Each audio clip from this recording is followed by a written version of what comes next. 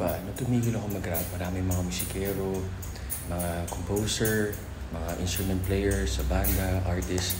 Sabi, Amir, rap, balik mo yung pag-rap mo.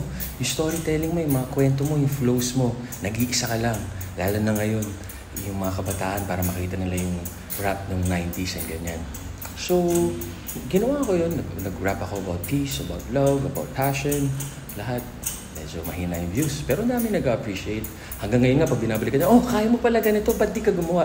Kasi nga, hindi naman tinatangkilik. Tapos gumawa lang kami ng mga for fun, kasi nagka-comedy naman ako.